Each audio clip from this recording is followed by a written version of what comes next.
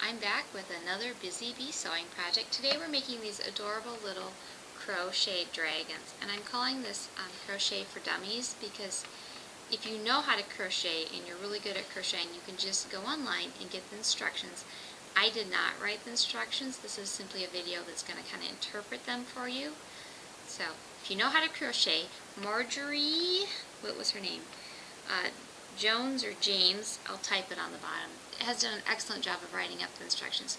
But if you're new to crocheting, the instructions just look like gibberish, and it took me a long time to figure it out. So this video is going to show you how to interpret the instructions and how to make one of these adorable little snow dragons. So I hope you enjoy. Okay, I'm going to start by teaching you the 4 basic things you need to know to make this dragon. There's 3 stitches and then one other thing that everything is based on.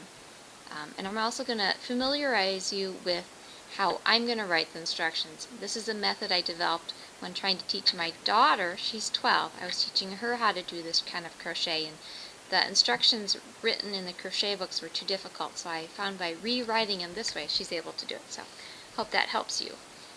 We're going to start, though, every single part of this dragon starts with something called a magic ring. So that's the first thing we're going to learn, is the magic ring. To make a magic ring, I have my yarn connected to my, well, anyway, it's just a blob today.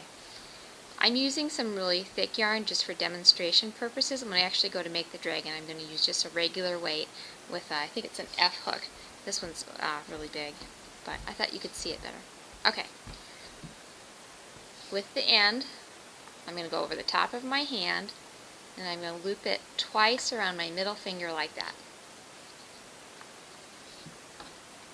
Over the top of my hand, around my middle finger twice. Push those next to each other. I'm going to go under both of them.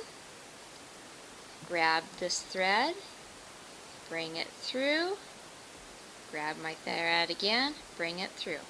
That is how I start my magic ring. Now for every magic ring, it's going to say like a 4-stitch magic ring or a 6-stitch magic ring, and this is when we start the stitches. This first thing I just showed you isn't a stitch, but a stitch is the exact same thing, but let's do a 4-stitch magic ring.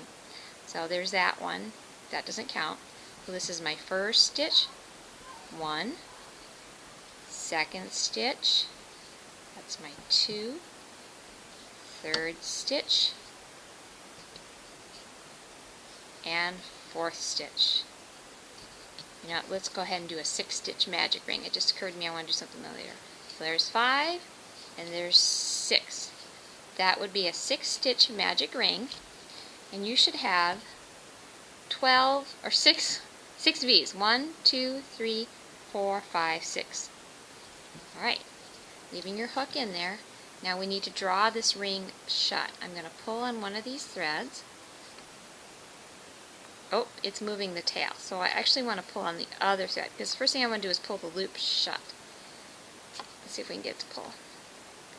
Pull the loop shut, and then I'm going to pull on this one. And sometimes it doesn't pull. Sometimes it does. I think this heavyweight yarn's going to be tricky to pull. Come on. Okay. It's the first time I've used this really thick stuff. It's not pulling. You should be able to pull on this, and this should disappear. So we're just going to pretend it disappeared and move on. Now, your next instruction is going to say row 2. This counts as row 1, so pretending we're moving on to row 2, I'm going to show you the next thing, and that is called a single crochet. To do a single crochet, you find your first complete V. I can see it right here, and I'm going to go under the V. So the only thing on top of my crochet hook should be the 2 halves of the V. Now I do a single crochet, I pull through, and pull through. Now when I want you to do a single crochet, I will just number it. So that would be a number 1. This would be a number 2, number 3, number 4, number 5, and a number 6. Now the tendency is for it to work inside out, so we need to make sure that we poke it out this way. So that's the single crochet stitch. We just did 6 of them. Now the next row we're going to do the double crochet stitch. For some reason that doesn't sound right. Let me double check my terminology. It's called an increase stitch.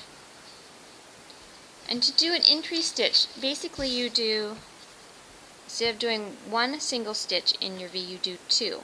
And the way I do it is I think of it as a 1A and a 1B. So this would be 1A, and I need to do another one in the exact same hole. That's going to be my 1B. And that way, if I get distracted, I can remember what I was doing. I keep a pencil handy, and if the phone rings, I just quick write down 1A or 1B, and I come back and I know where I was at. So 1A and 1B, 2A, and 2B.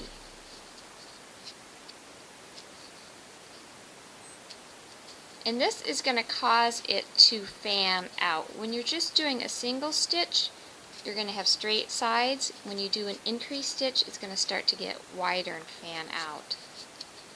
Okay, I don't know where I'm at now. I think it might be 5A and B and 6A and B. Now the opposite of an increase stitch is a decrease stitch. When I type a decrease stitch, I'm going to put a 1/2 to indicate that those 2 stitches are going to be joined together. So say this is my first stitch. I'm going to come through it, but I'm going to immediately go under my next V, come through it also, and now I have 3 on here, and I'm going to go through all of them. So I basically just took 2 stitches and converted them to 1. In my instruction it would say 1/2. Let me show you 3/4. Here's my 3rd V, my 4th V, and together they go. That is the decrease stitch.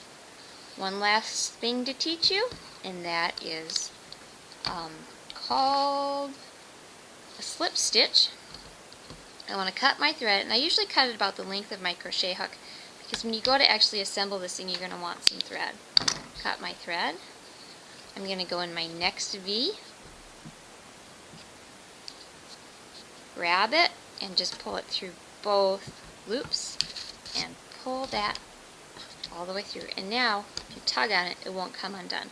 Before, if I tugged on it, it would just completely unravel. I could completely undo the whole thing. Now that I've done my slip stitch, it's locked tight, and it's not going to unravel. Okay, from here on out, I'm just going to show you a picture of the next thing you're going to make, and I'm going to have the instructions typed up for you. Thank you for watching.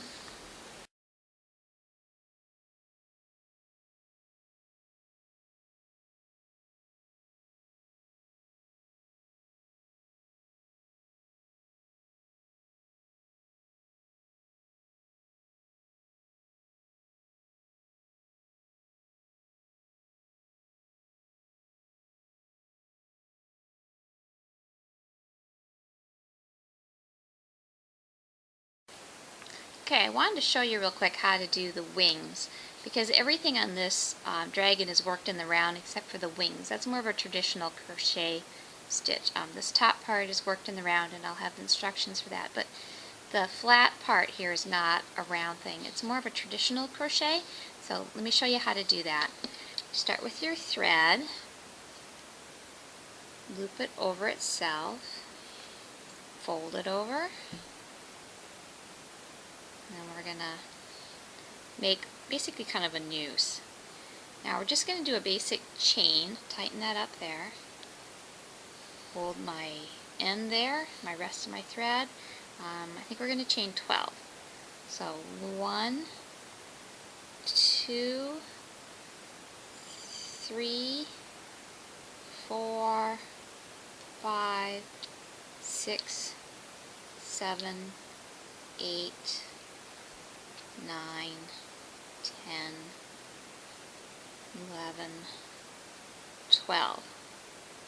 Now, mark your last stitch. We're going to do one more, and then we're going to go back in that hole and just do a regular stitch. So that would be a 1, and then find each V, 2, 3. Now the first row was 12, so this row we also want to go to 12, and that's right there is 12. And then we're going to chain 1, flip it over, and normally you would start in this first loop here, but we're actually going to skip that one. And in this row we're only going to do 11 stitches.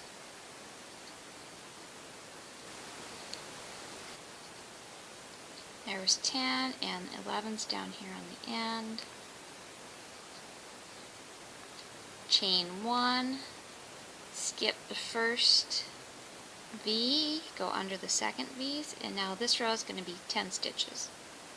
Okay, you can see that because each row is one shorter, we have been decreasing quite nicely. Looks like maybe I skipped a stitch there, but that's okay. It doesn't have to be perfect. I think I'm down to just 2 in this row. 1, 2.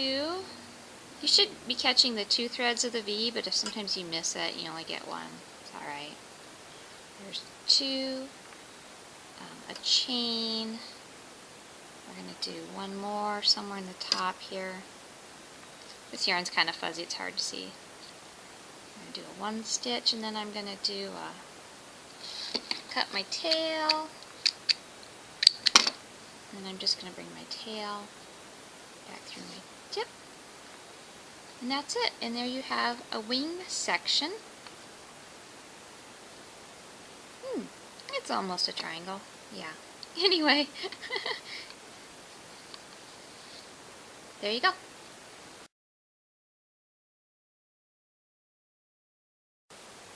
Alright, I wanted to show you something really quick. When you do the eyelids or the eyebrows, you start with doing a 6-stitch magic ring, which I have right here. And then when you're done with that, normally I would go and keep working around, but we're actually going to turn around and go back the other way. But first I want to chain 1, so there's a chain 1, and I'm going to flip it over and head back around the top. And I'm just going to do a single stitch in each of the 6. So 1. When you get to your 6th stitch, and you're just going to cut your end and do like a chain 1, but pull it through and tight. And there you have an eyebrow. Okay, we've crocheted all the pieces. We're now ready to stuff. I'm going to take some polyfill, and I'm just going to start stuffing pieces just to give them a little bit of firmness. For some of these you have a pretty small opening, and you can use the end of your crochet hook to stuff. So you want to stuff the tail, the body, the head, and feet, and the arms a little bit. You know, the tip's usually pretty stiff, but the upper part you might need to put a little bit in there. Alright, we're at the stage now where you should have a big pile of pieces, and it's time to start putting this thing together. So what I like to do is I use those ends that we cut long, and I attach a tapestry needle. That's a needle with a big head and a blunt tip. And first thing I'm going to do with this one is I'm just going to sew the end shut. So I'm just going to take some stitches, and doesn't take much, and we'll pull that shut. Now this is my head, and I'm going to come out the bottom of the head using the same thread. Sometimes it's kind of hard to get through that stuffing.